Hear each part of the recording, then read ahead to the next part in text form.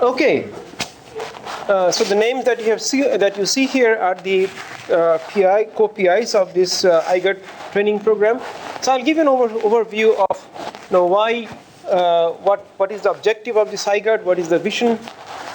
So the whole idea is that we have students from multiple disciplines from all over the campus working or training towards a newer field, which is the cellular and molecular mechanics and bio-nanotechnology. And the idea is that how mechanical microenvironment, mechanical forces can introduce or change or influence cell functionalities. How can we use nanotechnology? The building that you're sitting now here is one of the centers of micro-nanotechnologies in the universe. No, at least in the US. That excels in fabrication, measurement, characterization of nanoscale structures, as well as computation on this campus. And can we apply all this knowledge, integrating nanotechnology, mechanotransduction, computation, and also on towards some long-term applications like regenerative medicines and so on. So who are our participants? We have a long list of people on campus that have been gotten together from different disciplines, and by this time most of you have been working with some of these people here. And the main idea is that we are trying to merge the concepts of cellular mechanics, again relating to cell behavior with micromechanical environments around the cells, molecular mechanics, so it's again one scale smaller, where what are the influence of mechanical microenvironments, and also cell and extracellular matrix interactions. So these are the main themes that most of you are working on. And some of the technologies, some of the tools that come into this research are this computation, micro nanotechnologies, and imaging. These are the three major strengths on this campus. And we're trying to harness these themes towards understanding the bigger question of what is the role of mechanical microenvironment on cell functionality. So again, this is the list of people from different disciplines that represent the IGERT. Many of you are working with multiple of these principal investigators, so that the learning is multidisciplinary and you're crossing the boundaries of your own disciplines. So the vision is to provide, as I just mentioned, an interdisciplinary education environment. So it's not only learning from your peer, from another graduate student, but at the same time understanding how other disciplines think, how they formulate their problems, and how quickly can you learn from each other.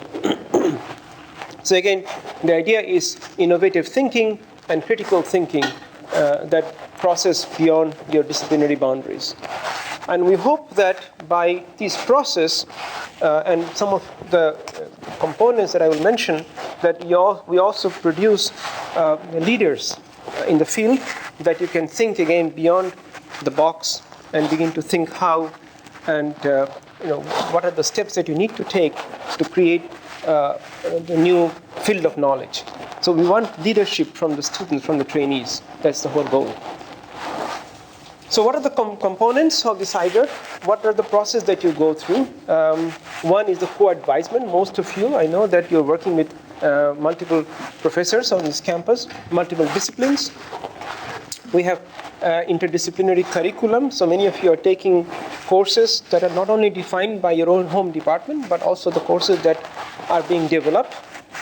One being this course that we offered and will be offered again in the coming fall, bio-nanotechnology and nanomedicine, applications in cancer and mechanobiology. We also have a summer school that is going on every summer.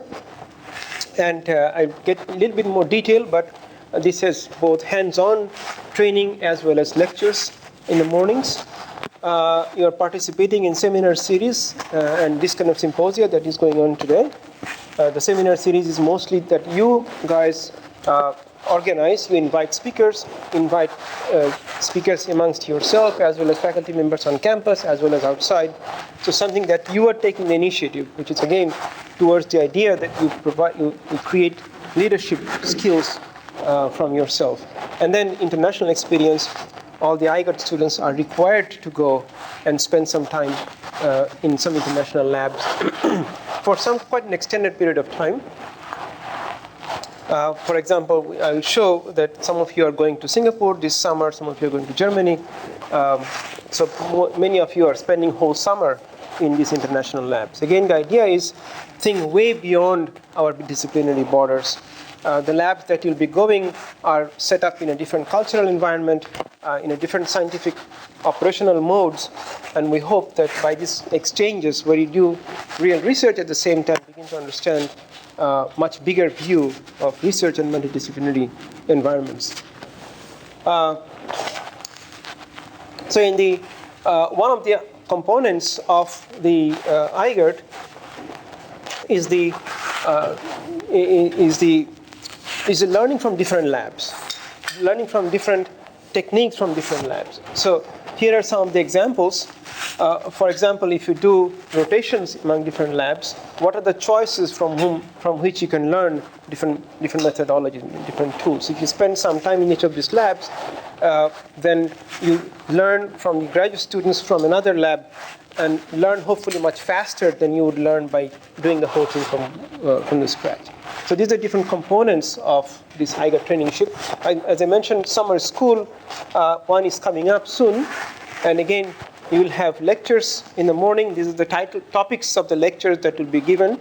At the same time, you will have live modules. These are 2-week-long summer schools, very intensive.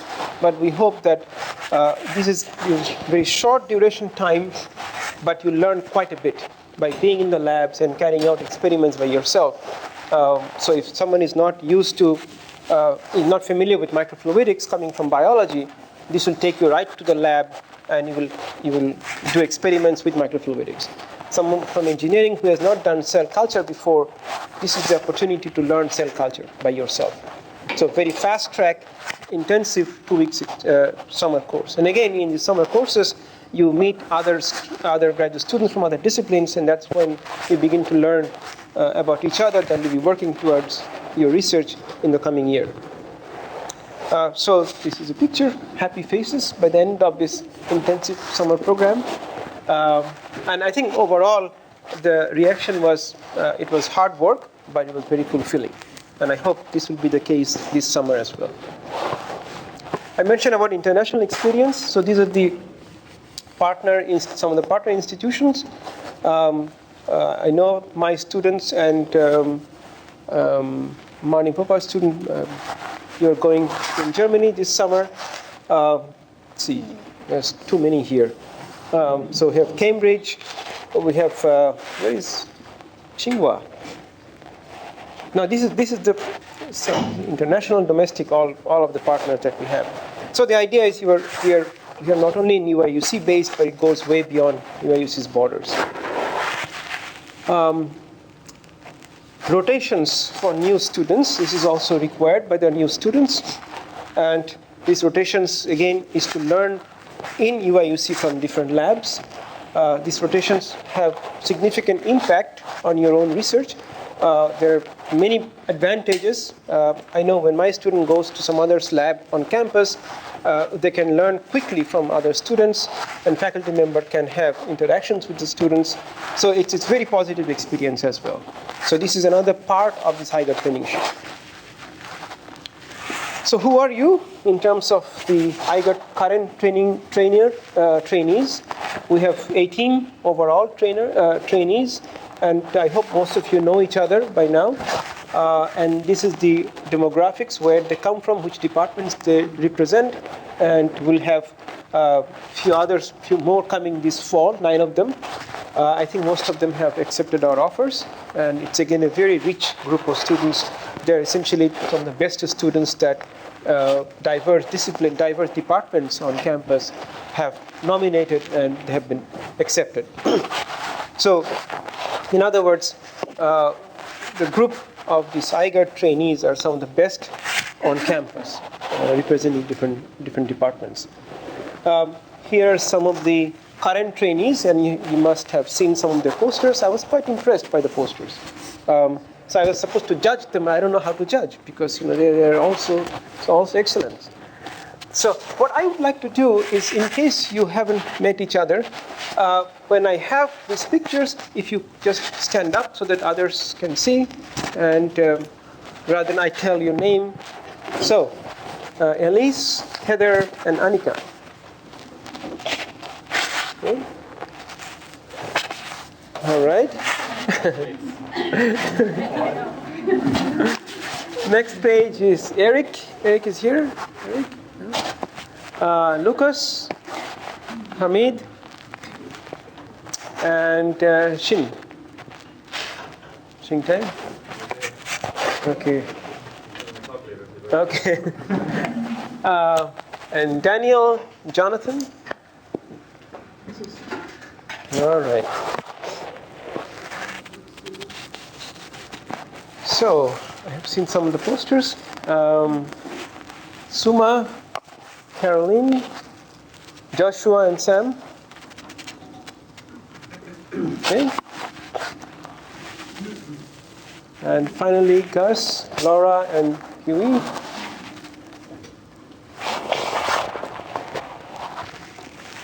And from UC Merced, you have been seeing students on the other side of the world. Hi.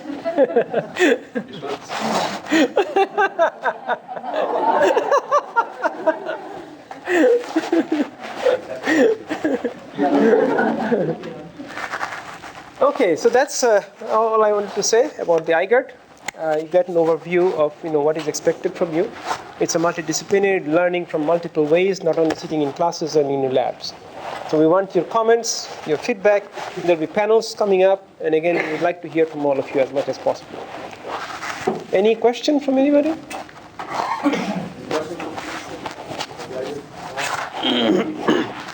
Everyone knows exactly who can be a representative and spokesperson for the program, right? Okay. What are the rotations now? So at the first year, I didn't do a rotation through faculty or anything. What is that? Okay. So the idea is that you do. Yeah. This is for the right. So the ones that are coming this fall, but that doesn't prevent you, the older ones, to do the rotation as well. So. Yeah, so I think the idea is that in the first year we had some brand new students and some students that were already here.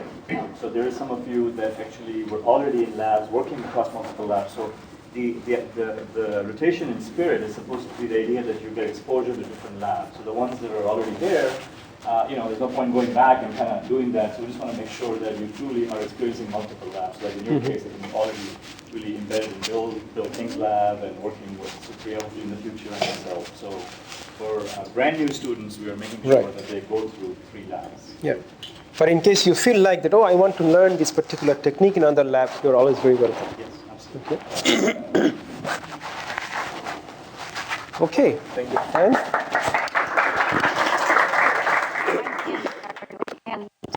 Rashid and I are the co-PIs on the Midwest Cancer Nanotechnology Training Center. And the motivation for this really is, I think, a grand one, and that is to make sure that we'll have the next leaders who are able to try to tackle some of the problems that are involved with cancer, and to use nanotechnology to try to make some progress there. The problem is not a small one. 1.5 million people with cancer diagnosed each year, 500,000 deaths due to cancer. And if you look at the progress that we've made since 1950, it's been somewhat minimal if you look at the number of deaths per 100,000 people.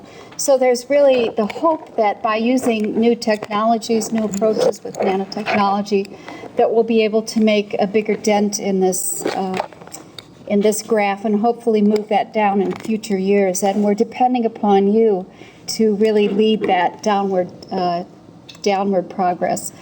So there are 4 areas that were emphasized in this training grant. One is in vivo imaging, using nanoparticles for that, as well as for therapeutic nanotechnology.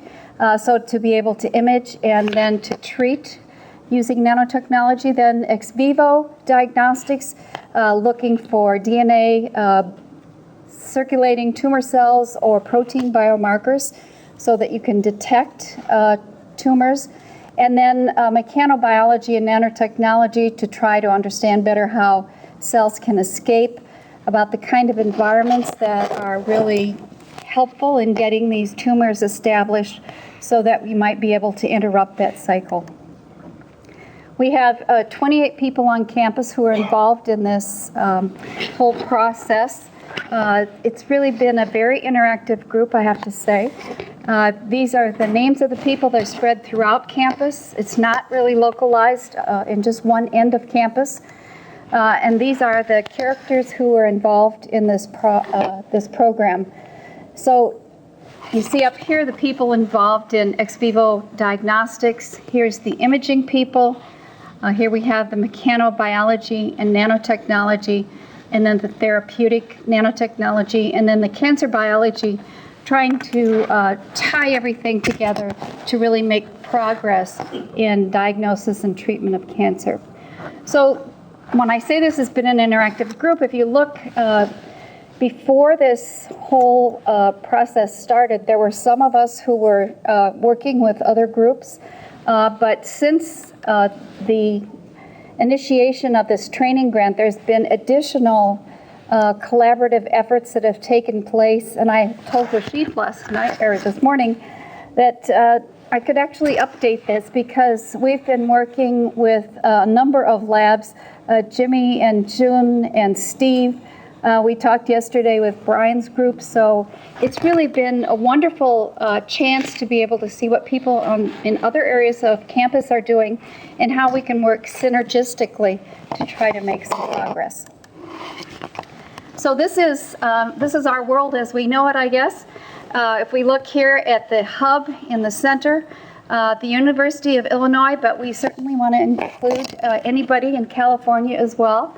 But for the CNTC, the center here is Champaign-Urbana, and a very important part of this group is that we have clinical partners.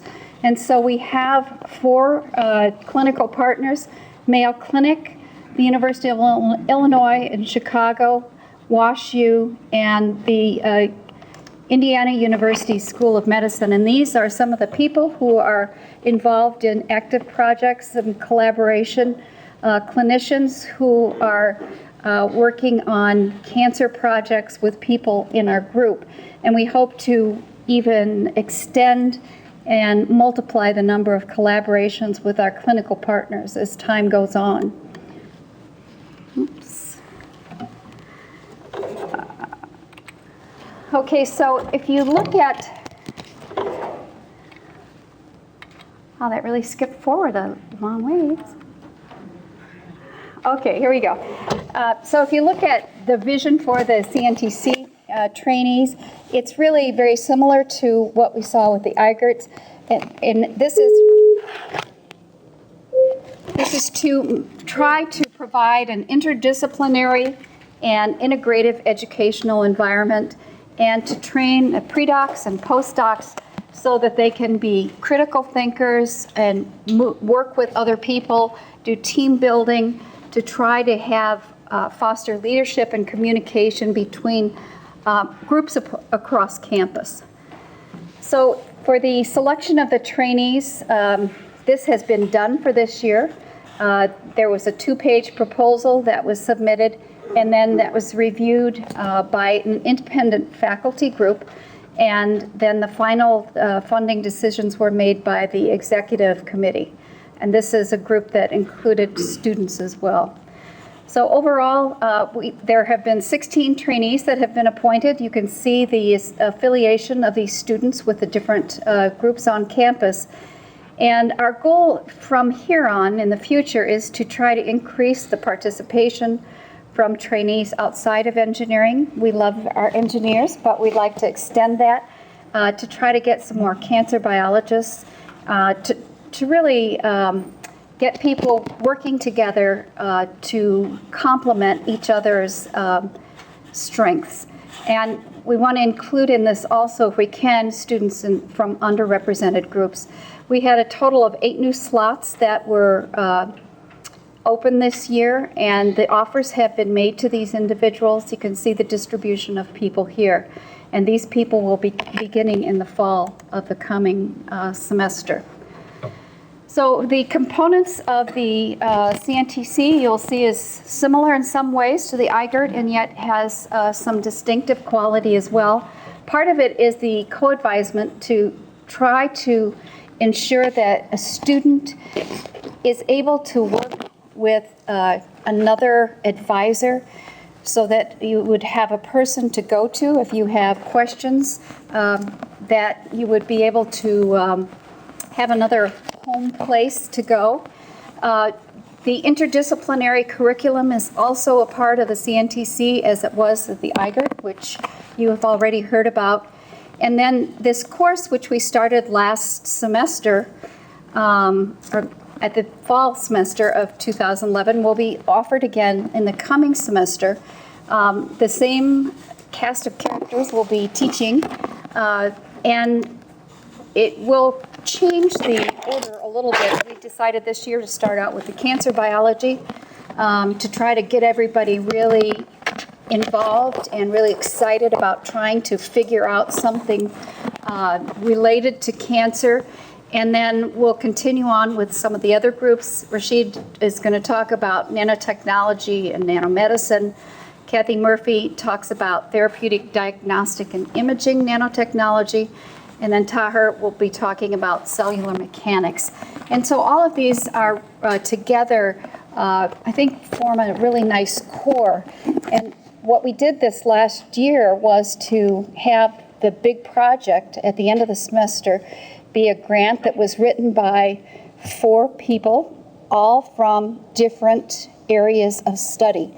And I think that was really a terrific project, because the people had to work together. It kind of forced them to think of a project, and then we held a mock study section so they'd see what happened when a grant goes in. And I think it was a tremendous learning experience. We got some really good feedback for that, so we'll have that same sort of activity again this year. You have already heard about the summer school, so I won't go on about that. But we do have a group of 3 people, 3 students. It's a Student Leadership Council, and it's a terrific group of students who become more involved in the process of kind of organizing the CNTC. They work on seminars. They come to our executive committee meetings. And it's really nice to have them in the room, because if there's some question we have and we want to ask a student, what's your perspective, it's been very useful. These people are really the line of communication between the faculty and the students, so that we can learn what the students' needs are and try to make sure that their needs are met. They also work on a number of activities and social events, and this seminar series is organized by them. And of course, you know, I didn't put all the pictures up of the CNTC trainings, but you guys just stand up. We'll do the stand-up thing like the IGERTs. I don't want you to feel left out at all. But really a terrific group of students who have really started this. Okay, very good, very good. Very good. A terrific group of students, and I think probably you saw the posters. They've been doing some really lovely work. So these are some of the outreach activities. There are a number of outreach activities that we work on in the CNTC. The engineering open house, you can see some of the examples of what goes on there. The elementary school tours, I used to be a 3rd, 4th grade teacher, so this kind of thing really warms my heart. It's great to see kids of this age are intrinsically interested in science. There's not a 3rd or 4th grader, I don't think, who doesn't come in awe when I bring in a brain from a mouse or something like that. They really are interested in it. And then I think this really epitomizes what the CNTC training grant is aimed at doing. And that is to take one generation of scientists. Here we have a Nobel laureate, Tony Leggett. Here's the developer of the LED, Nick Holoniak. These people inspiring the next generation, and hopefully the next generation then will be inspired by our trainees of this age and involve young people in science and inspire them to join us in doing some really interesting work. So that's it for me. Any questions?